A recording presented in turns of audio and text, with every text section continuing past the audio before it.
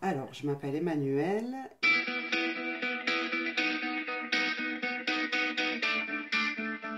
Je me décrirais comme une femme plutôt paradoxale, mais je pense qu'on l'est tous, plus ou moins paradoxale. Douce, bienveillante, euh, avec un petit sale caractère par moment. Je communique beaucoup. C'est très important le dialogue. J'aime pas garder quelque chose que j'ai sur le cœur.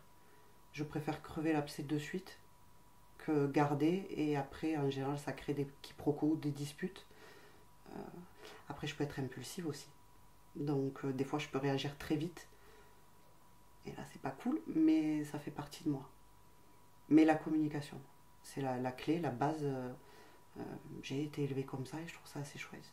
J'ai pu parler de tout avec mes parents, il n'y avait aucun sujet tabou. Et je trouve que c'est hyper chouette et hyper important de pouvoir continuer dans ma vie de tous les jours avec mes proches ou des moins proches, hein, de pouvoir avoir le dialogue ouvert. Alors c'est pas toujours bien vu, mais c'est ma façon de communiquer. J'ai une grande partie d'imagination. On me l'a souvent reproché, de me dire sors de ton monde des bisounours. Mais non, moi je n'en sortirai pas. Et je trouve ça hyper important de continuer à rêver. Et puis c'est ce qui t'amène vers tes buts aussi dans la vie. Si tu arrêtes de rêver, je trouve ça hyper triste. Et puis ça me fait du bien, c'est comme ça aussi. Moi, c'est ce qui fait que des fois j'ai besoin de m'isoler, je m'isole dans ma tête. J'ai pas besoin d'être chez moi enfermée. Si j'ai envie de m'isoler alors que je suis au milieu de plein de monde, j'y arrive très bien. C'est mon petit temps de pause. Donc oui, je suis une grande rêveuse. Je, je réfléchis quand même, hein, je pose. Et je m'aperçois que souvent c'est au niveau. Enfin, je le sens dans mon ventre, quoi. Donc, et s'il y a quelque chose, je sais qu'il faut que j'y aille, et j'ose pas et j'y vais pas. Et c'est là où je mets la raison dessus. En disant, mais si tu le tentes pas, Emmanuel, c'est là où tu auras des regrets. Donc la raison, elle me guide là, à me pousser chaque jour et à me dépasser. Je suis pas le genre de nénette à aller courir les magasins ou les sacs à main. J'aime les jolies choses, attention. Je trouve ça hyper important. J'aime m'habiller aussi, euh, parce que ça fait partie du prendre soin de soi, de se sentir jolie. Maintenant, tout ce qui va être bien matériel, les voitures, non, je m'en fiche. Euh, si je dois dépenser mon argent, je vais plus le dépenser dans des stages ou dans des week-ends bien-être ou dans des. euh, dans, ouais, là-dedans. Ou dans les repas avec mes proches. Voilà. Mais les biens matériels, non, c'est pas quelque chose auquel je m'attache. C'est pas hyper important, je trouve. C'est important d'être en sécurité, mais il y a tellement d'autres choses. Et je crois que je m'adapte avec de la joie et de l'amour. Ça revient beaucoup, mais c'est ça. Je crois que ce sont mes moteurs. Euh, Si tu mets de la joie, j'allais dire des paillettes, j'adore les paillettes. Ça, c'est mon côté imaginaire. Euh, je crois que le jour où tu as compris que tout peut être joyeux, même dans les choses difficiles, t'affrontes tout beaucoup plus facilement. Donc, en gardant un petit peu son âme d'enfant. Je suis beaucoup plus douce, moins impulsive, euh, beaucoup plus dans le ressenti. Donc, j'accepte mes émotions quelles qu'elles soient. Je m'autorise à pleurer, si j'ai besoin de pleurer par exemple. Je me laisse envahir par la joie, si j'ai envie de me laisser envahir par la joie. Et en fait, ça décuple mes émotions, d'être revenue dans ce féminin. Alors qu'en étant beaucoup plus dans le masculin, euh, il fallait que je fonce, surtout pas que je montre mes émotions, ne pas oser dire ou exprimer vraiment très fort. Il fallait que ce soit voilà, assez carré. Et là aujourd'hui, c'est beaucoup plus chouette de pouvoir laisser libre cours à tout ça et se laisser submerger aussi, que ce soit par la joie ou par la peine. Tout est accepté aujourd'hui. Et c'est pas toujours simple, hein, d'aller regarder qui on est. Hein. C'est pas un long fleuve tranquille, ça c'est faux. Mais je crois que si tu vas pas chercher un moment qui tu es, tu t'épanouis pas. Et des fois c'est dur de se prendre le mur, hein, et de se regarder en face. Et je crois que c'est un chemin de toute une vie, parce qu'on change. Et maintenant que je l'ai compris, je crois que toute ma vie, je vais essayer de continuer à savoir qui je suis. Parce que j'ai jamais été autant heureuse que depuis que je gratte tout ça et que je vais le chercher. J'ai toujours eu, même avec mes proches, j'ai toujours eu ce côté tactile, côté très câlin. On se fait beaucoup de câlins avec certains, pas tous, parce qu'il y en a qui n'aiment pas ça et je respecte. Mais il y a toujours eu. Alors d'où ça vient, j'en ai aucune idée. Mais j'ai toujours été comme ça. Et le massage, j'adore ça. Je trouve que cette communication-là, elle est extraordinaire. Le corps, il a tellement de choses à nous dire. Les animaux, j'ai un émotionnel très particulier avec eux. Mais de toujours, j'ai eu cet émotionnel. Ma mère était comme ça. A toujours s'occuper des animaux. On récupérait des pigeons, des souris, tout ce qu'on pouvait trouver. Et j'ai du mal à pas laisser déborder l'émotion quand il s'agit des animaux. Voilà. On a pu me le reprocher aussi, mais ça je m'en fiche, c'est pas grave. Ouais, c'est mes bébés, c'est mes petits bébés quoi. Et puis eux, à mon sens, ils ont rien demandé. Nous, on se donne le droit de les adopter, on se donne le droit d'eux. Eux, ils ont rien demandé. Donc, mince. Donc on a, à mon sens, le devoir de s'en occuper correctement. Si on fait le choix de les prendre avec nous. L'humain, je peux être très touchée, mais en même temps, j'arrive à prendre un recul que je n'arrive pas à prendre sur les animaux. Et je crois que la raison, c'est parce que nous, l'humain, on peut parler. Et on peut exprimer. Alors que l'animal, lui, tout se fait dans le regard. Et il ne peut pas exprimer. Et je trouve ça d'autant plus violent pour moi. Le fait qu'il n'y ait pas la communication verbale. Et la communication non verbale est tellement forte, mais que ce soit avec l'humain ou les animaux. Je trouve ça beaucoup plus puissant qu'une communication verbale, une non verbale. Et l'animal, lui, il ne peut pas exprimer comme nous on exprime. Donc c'est différent, mais tout autant important. Je crois que c'est l'écoute de l'autre. Mais l'écoute, qu'elle soit active ou dans le non-verbal.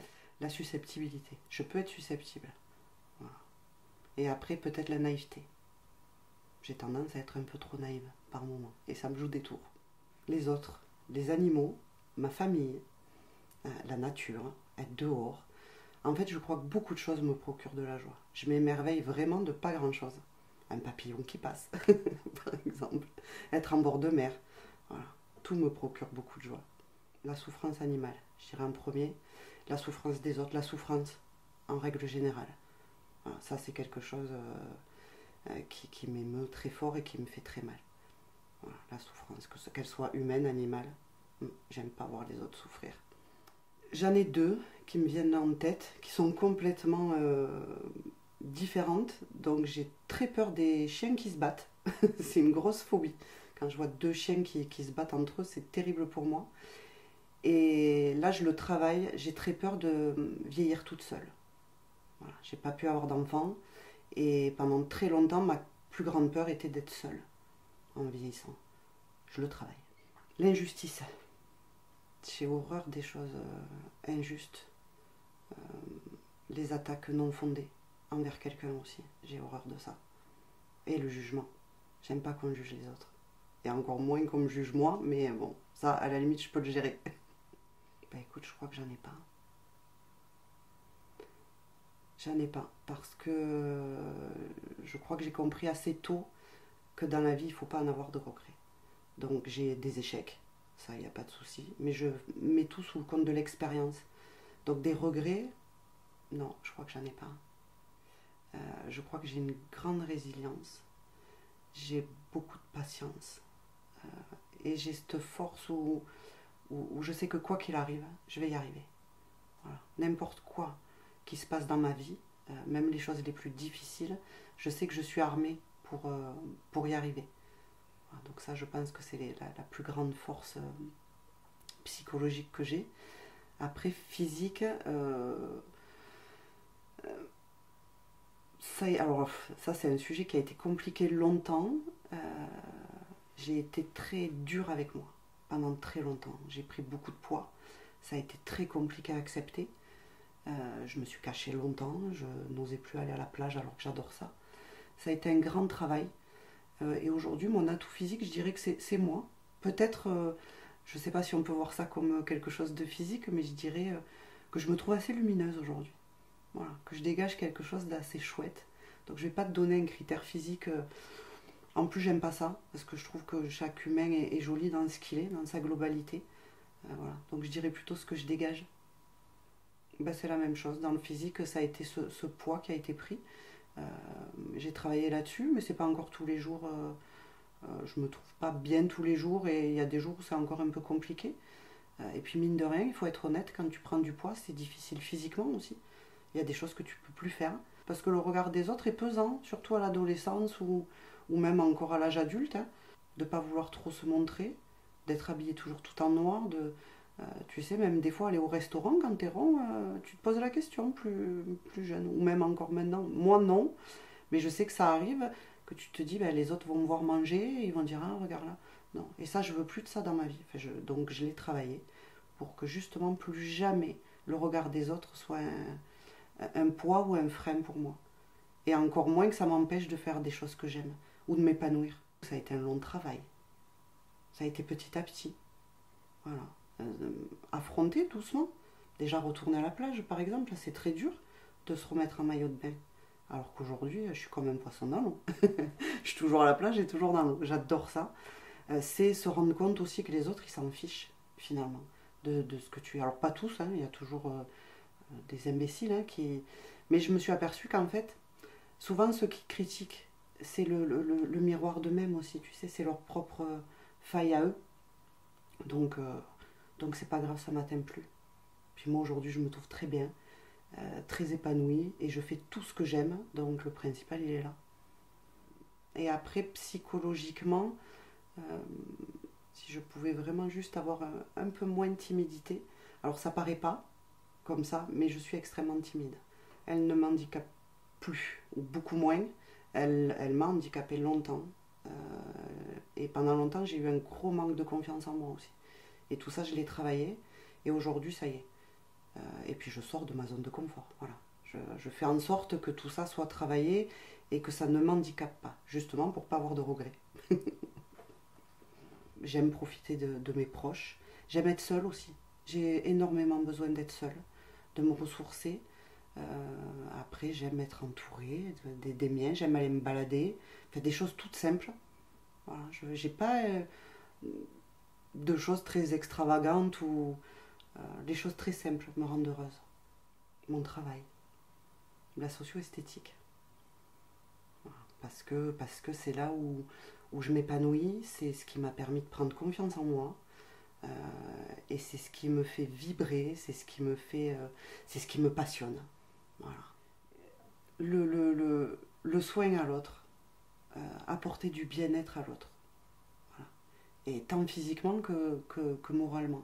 Il y a des choses extraordinaires à faire sur des personnes qui n'ont même plus l'espoir de recevoir ce genre de soins. Et ça me passionne. De pouvoir offrir à ces personnes-là du bien-être. La socio-esthétique, grand métier à mon sens, avec un pouvoir de création extraordinaire. Et mon combat il est un peu là parce qu'au départ on part sur quelque chose d'assez carré, où on va travailler sur des personnes malades, donc cancer, Alzheimer, toute maladie, ou l'handicap, qu'il soit mental, qu'il soit physique. Donc on part sur quelque chose de très carré. Et je me suis aperçue qu'en fait, il y avait énormément de possibilités de créer dans ce métier. Et aujourd'hui, j'en fais un peu un combat. Et mon combat, ça va être d'offrir l'accès aux soins de bien-être à toute personne. Il y a énormément de monde qui n'a pas accès aux instituts de beauté. Je pense à quelqu'un en fauteuil roulant. Il n'a pas accès du tout aux instituts de beauté. On ne peut pas mettre la personne sur table. Et c'est là où moi, je suis formée pour pouvoir aller le masser sur son fauteuil. Et j'ai beaucoup de personnes dans ce cas-là qui me disent, mais finalement, j'espérais même plus recevoir un massage. Voilà. Et ça me rend heureuse. Vraiment. Donc j'ai fait le choix de le faire en indépendant au lieu d'aller en structure. La plupart des socio-esthéticiennes travaillent en structure. On intervient beaucoup dans les hôpitaux, donc service oncologie, ou dans les EHPAD, ou les structures associatives. Et moi, je fais le choix non seulement de faire un métier que peu connaissent, voilà, parce que c'est une spécialité de l'esthétique, où tu fais un an d'études supplémentaires où tu vas étudier tout ce qui est sociologie, hein, donc pathologie, le social, tout ce qui est toxicomanie, alcoolisme, enfin voilà, toute personne qui vit un moment de vie difficile, hein, tant par la maladie ou par autre chose. Et donc je fais le choix d'un métier que peu connaissent, et en plus je fais le choix de le faire en indépendant. Parce que si je vais dans les structures moi aussi, les gens qui n'ont pas accès aux structures ou qui ne sont pas dans les hôpitaux, ils n'ont pas accès au bien-être. Et ça me rend dingue. Tu vois, on parlait tout à l'heure des choses qui me mettent en colère. Ça peut être quelque chose qui me met en colère. Ou les femmes, certaines femmes qui peuvent avoir pris du poids et qui n'osent plus aller en institut de beauté et qui osent venir chez moi. Voilà, parce que je vais les recevoir dans un cadre beaucoup plus intimiste, où on va échanger, boire un café, voilà, et qui vont accepter à nouveau de se déshabiller pour recevoir un massage. Voilà, donc tout ça me passionne. Moi souvent je marque où j'explique qu'on va bien au-delà de l'apparence. Voilà, c'est vraiment... on va chercher à ce que la personne se reconnecte à son corps. Tu sais, quelqu'un qui est malade, je vais prendre l'exemple le plus malheureusement courant dans notre métier, c'est le cancer. Tu prends une femme qui a subi une ablation du sein, qui a plus de cheveux, ou même un homme, hein, qui depuis des mois reçoit de la chimiothérapie, des piqûres, son corps, il n'a plus qu'une seule chose, c'est la souffrance. Et nous, on arrive avec juste un massage, des fois simplement un massage des mains, et le corps à ce moment-là se reconnecte au bien-être. Rien d'en parler, j'ai des frissons partout. Et c'est là où l'outil devient important. Mais c'est pas faire du bien pour faire du bien, comme une personne, je mets des guillemets, mais lambda va aller chez l'esthéticienne pour se faire masser parce que son corps en a besoin. Là, c'est vraiment une reconnexion au corps. Voilà. Et c'est accepter à nouveau aussi de recevoir du bien. Et c'est ça que je trouve important. Donc c'est un outil, effectivement, n'importe quel outil. Voilà, soit un visage, celui que tu veux, mais c'est bien au-delà de ça. Je fais du soin énergétique aussi. Voilà. Et ça, c'est quelque chose que je fais depuis que je suis enfant. Des fois, quand tu es enfant, tu es ce que tu es et tu n'es pas toujours entendu. Voilà, j'ai toujours eu des ressentis, j'ai toujours eu des émotions qui ne m'appartiennent pas forcément. Il suffisait que je pose les mains pour soulager.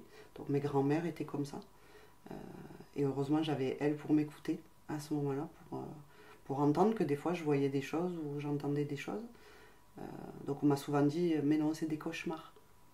Ben non, c'est pas des cauchemars. Voilà. Donc Et longtemps, je ne voulais pas